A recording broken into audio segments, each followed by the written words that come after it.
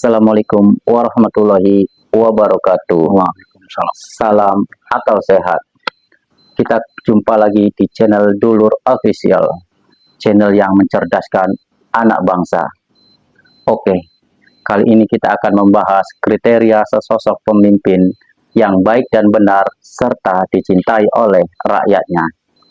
Langsung saja kita akan mendiskusikannya bersama narasumber kita, yaitu Abdul Rozak. Oke, menurut Abdul Rozak, apa saja seorang pemimpin yang harus dikerjakan agar supaya daerahnya maju dan rakyatnya sejahtera? Bismillahirrahmanirrahim. Ini termasuk pertanyaan yang bagus nih. Pertanyaan yang sangat penting dan krusial. Jadi begini, sebelum kita menerangkan lebih dalam tentang kinerja seorang pemimpin, saya akan terangkan dulu bab yang paling mendasar dari seorang pemimpin itu. Pemimpin itu baru disebut pemimpin ketika dia tidak bisa dipimpin. Itu hal dasarnya. Maksudnya apa? Maksudnya pemimpin itu tidak boleh didikte oleh siapapun, baik oleh partai, oleh oligarki, oleh orang-orang di sekitarnya. Tidak boleh dipimpin, tidak boleh diatur.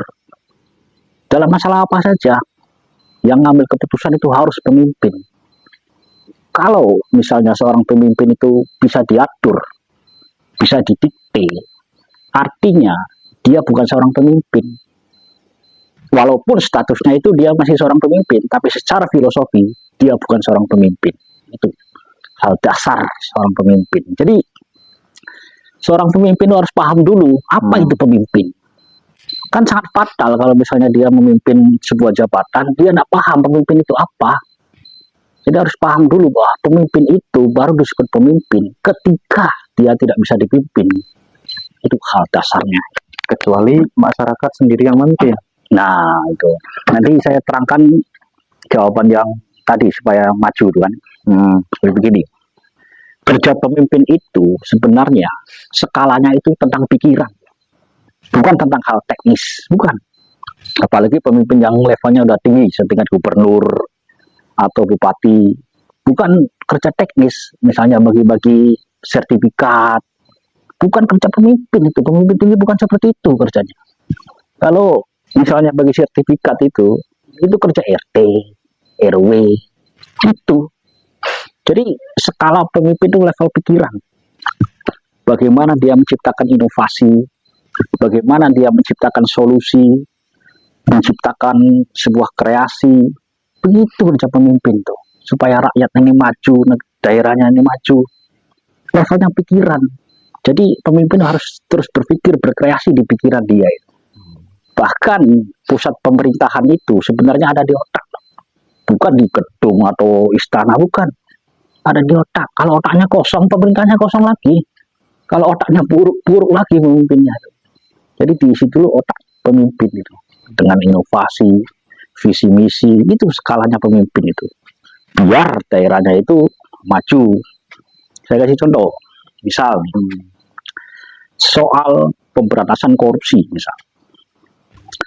Itu pemimpin yang benar itu, pertama dia harus ngasih contoh dulu bahwa dirinya itu jangan korupsi. Setelah itu baru diterapkan pada jajarannya itu, pada bawahannya, pada sekdanya, terapkan. Jangan korupsi, ini duit rakyat. Apa kalian tega rakyat kita menderita, kalian sendiri enak-enakan? Kasih ceramah begitu sama bawahannya itu. Jangan korupsi, terus diulang-ulang biar masuk ke pikiran bawahannya itu. Terus sejuta itu dorong transparansi anggaran. Biar masyarakat ini tahu ini loh anggaran daerah. Bila perlu ditempel tuh di pameran-pameran itu atau di gedung-gedung itu. Biar masyarakat tahu anggarannya segini, oh pengeluarannya begini, oh tandanya ini pemimpin jujur. Ini pemimpin jujur loh, transparansi. Kalau masyarakatnya sudah percaya, maka masyarakat itu tidak sayang-sayang bayar pajak itu. Karena tahu nanti duitnya itu buat pembangunan, bukan masuk kantong pribadi. Jadi menurut Bang Rozak, di pemerintahan sekarang nih masalah Ini kurang transparansi masalah Kurang anggaran. transparansi. Coba siapa gubernur atau bupati yang soal anggaran itu transparansi diperlihatkan sama rakyat. Akhirnya rakyat kan mengira-ngira kan kemana nih, apalagi dengar berita misalnya anggarannya defisit. Apa enggak berpikir negatif masyarakat? Oh, jangan-jangan dikorupsi, jangan-jangan gratifikasi kan begitu. Makanya penting sekali bagi setiap pemimpin dorong transparansi anggaran biar masyarakat percaya. Dan lagian nih, ini saya bahas yang penting soal korupsi dulu. Sebenarnya pemimpin yang korupsi itu pemimpin yang bodoh, paling bodoh. Kenapa saya terangkan logikanya? Kenapa saya sebut seperti itu? Taruhlah dia korupsi, dia kaya kan, dia senang hidupnya. Padahal soal rezeki itu sudah dijatah oleh Allah itu. Sudah dijatah. Misalnya pemimpin itu dari mulai lahir sampai dia mati jatahnya 10 miliar.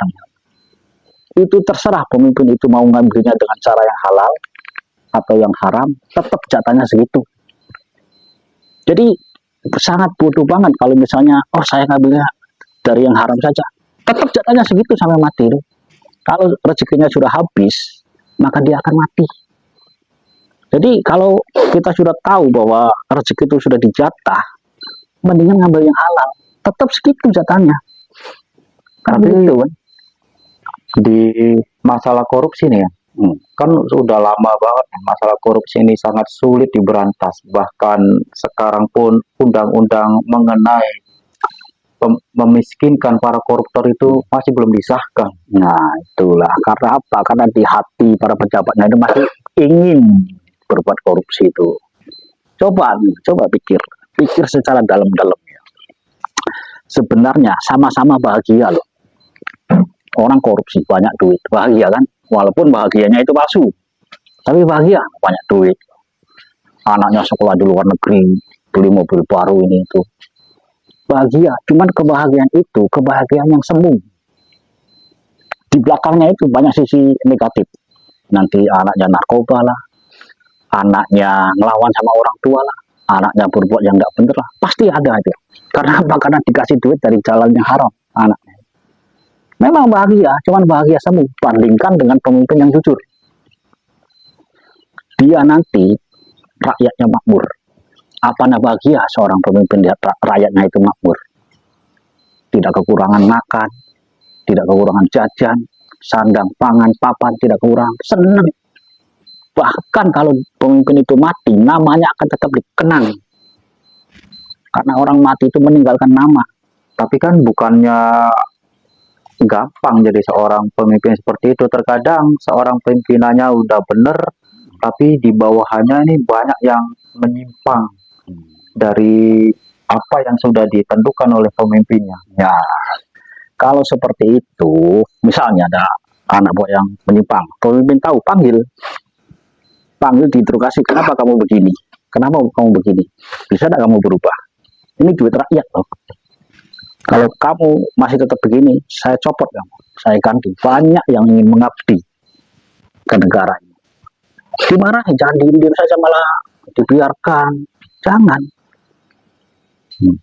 Tapi kan terkadang pemimpin juga banyak tekanan-tekanan dari luar mengenai apapun itu. Nah, bagaimana agar supaya pemimpin itu tidak tunduk kepada tekanan-tekanan dari luar? Nah, adapun soal tekanan-tekanan dari luar, bila perlu, caranya begini, cara ngatasinya nih, saya terangkan. Yang nomor satu itu, begitu dia jadi, itu ikhlaskan dulu hatinya. Niat ingin memakmurkan rakyatnya, daerahnya itu. Andai kata sudah ada deal politik, panggil orangnya, ayo kita diskusi. Kasihan loh rakyat loh, hidup susah begini, apa kamu tega? Ingin sekolah susah, jembatan di situ rubuh, jalan di sini rusak, apa kamu tega? Yuk kita berubah yuk. Diajak begitu, kita berdiri di atas kebenaran. Oke, poinnya udah saya tangkap. Jadi menurut Bang Rozak, seorang pemimpin harus berani bahwa tidak bisa ditekan oleh pihak manapun. Itu baru seorang pemimpin itu. Oke, untuk pertanyaan selanjutnya ialah menurut Bang Rozak, bagaimana caranya jadi pemimpin yang adil terhadap rakyatnya? Nah, ini pertanyaan yang krusial lagi. Jadi begini, kalau ingin memahami sesuatu itu, kita harus tahu dulu definisinya itu. Jangan sampai kita bicara adil, tidak ngerti adil itu apa. Kalau dia sendiri tidak ngerti adil itu apa, pasti perbuatannya juga pasti akan salah. Karena dia tidak ngerti adil itu apa. Sekarang saya terangkan. Adil itu adalah menempatkan sesuatu pada tempatnya. Itu adil namanya. Bukan sama rata, bukan. Salah kaprah tuh kalau orang berpikir adil itu sama rata, bukan. Misal nih, kamu punya anak 3. Yang satu SMA, satu SMP, satunya masih TK. Kalau kamu pukul rata, kasih duit jajan 20.000 semua, itu tidak adil.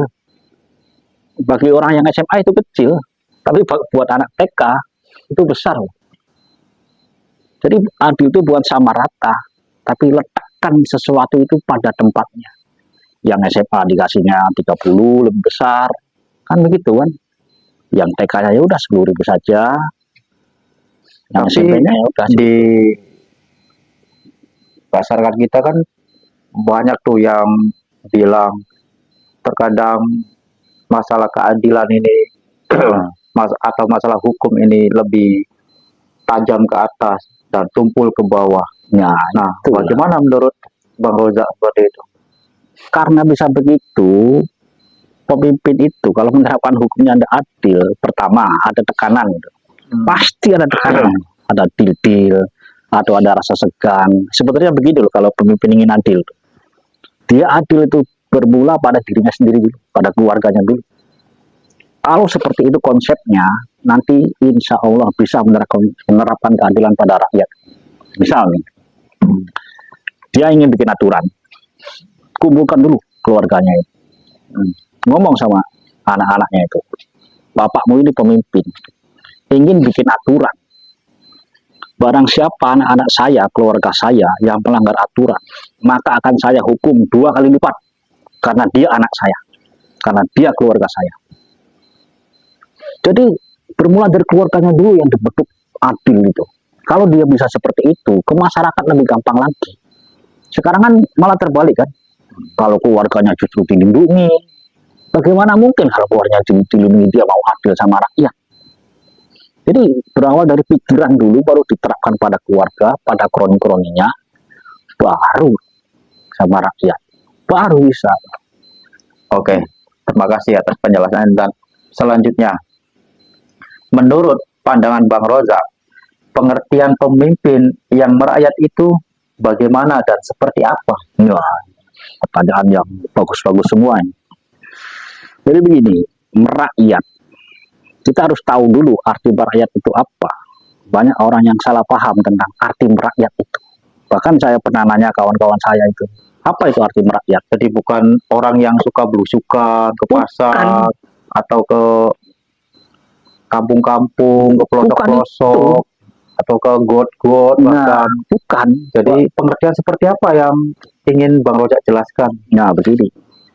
Banyak orang mengira bahwa merakyat itu sering belusukan, sering sosialisasi dengan masyarakat, sering bertemu dengan masyarakat. Bukan itu. Pemimpin yang merakyat itu terletak pada empati, terletak pada kepekaan terhadap rakyatnya. Contoh misalnya, dengar nih di pojok sana ada jembatan yang mau rubuh. Itu pemimpin yang sedang makan itu langsung ditaruh makannya. Gelisah dia. Wadah, bagaimana rakyat tuh? Ada jembatan mau rubuh. Tiap hari rakyat bolak-balik lewat jembatan itu. Rakyat nyawanya terancam. Bagaimana kalau di saat rakyat lewat jembatannya ambruk? Sudah tidak tenang pikirannya itu. Peka langsung hatinya itu.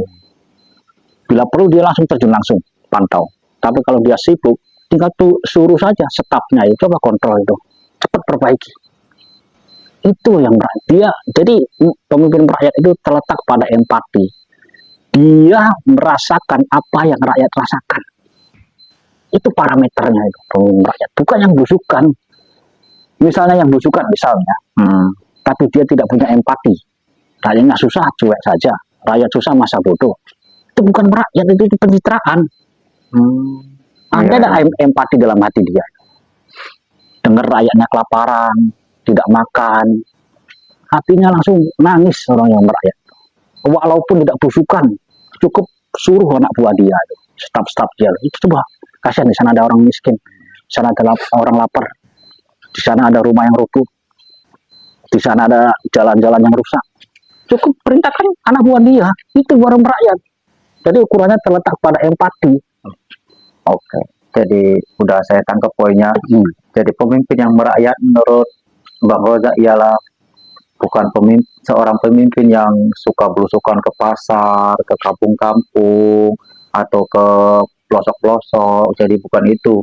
Jadi menurut Bang Roza ialah pemimpin yang merakyat, yaitu pemimpin yang bisa mempunyai rasa empati kepada rakyatnya, ada kepekaan Di saat rakyatnya susah. Nah, oke, dan selanjutnya menurut pendapat Bang Roza, bagaimana sikap rakyat terhadap pemimpin dalam negara demokrasi? Ya, pertanyaan bagus lagi. Bagaimana sikap rakyat terhadap pemimpin di alam yang demokrasi? Sikap rakyat yang bagus itu adalah sikap yang kritis terhadap pemerintah. Yang kritis loh. Jadi kritis itu dia selalu nanya, ini bener tak begini, ini bener tak begini, ini bener tak. Begitu, selalu kritis lah Pak. Jangan punya, jadi rakyat itu yang punya mental penjilat, jangan. Kalau bisa kritis semua sama pemerintah. Bahkan saya kadang ngasih usul sama pemimpin itu, misalnya nih, di sekeliling pemimpin itu, kalau bisa taruh anak buah yang kritis terhadap pemimpin. Jangan yang penjilat. Penjilat itu bahaya. Dia bisa menjerumuskan loh, pemimpin itu. Karena karakter penjilat ini yang penting majikan saya senang. Walaupun salah juga tetap dipuji. Tapi di zaman sekarang kan terkadang rakyat yang kritis atau yang kritik terlalu ini terhadap pemerintah, terkadang rakyat juga takut karena mereka pasti bakalan justru dimusuhi oleh pemerintah, bahkan mau ditangkap dan dipenjara. Jadi rakyat juga kemungkinan juga takut, padahal Indonesia ini kan demokrasi, menyampaikan pendapat itu kan dilindungi oleh undang-undang, Dilindungi. Nah, sedangkan di faktanya orang yang berbuat kritis terhadap pemerintah itu terkadang justru dimusuhi oleh pemerintah. Nah, bagaimana menurut pandangan Bang Roja? Jadi begini ya, dalam alam demokrasi itu, kalau rakyat itu takut sama pemerintah, artinya itu otoriter pemerintah. Sebaliknya, kalau sebaliknya kalau pemerintah itu takut sama rakyat, itu baru demokrasi. Jadi demokrasi itu ketika pemimpinnya yang takut sama rakyat, bukan terbalik, bukan rakyatnya yang takut, kan itu bukan demokrasi, itu otoriter namanya. Begitu pemahaman dari alam demokrasi ini. Oke, terima kasih banyak nih Bang Roja atas waktunya. Mudah-mudahan pembahasan kita kali ini bisa mudah dicerna oleh masyarakat kita semua, dan semoga sebentar lagi kita ini kan mau dihadapkan dengan pilkada. Mudah-mudahan melalui diskusi kita yang singkat ini bisa mencerdaskan pemilih-pemilih semuanya agar bisa mengetahui bagaimana sih seharusnya kita memilih calon pemimpin kita, agar supaya daerah-daerah kita semua di Indonesia ini bisa maju, rakyatnya bisa makmur, dan semua bisa merasakan kebahagiaan. Oke, Bang Roja, terima kasih atas waktunya. Ya, terima kasih. Kita akhiri saja video kali ini. Wassalamualaikum warahmatullahi wabarakatuh. Waalaikumsalam.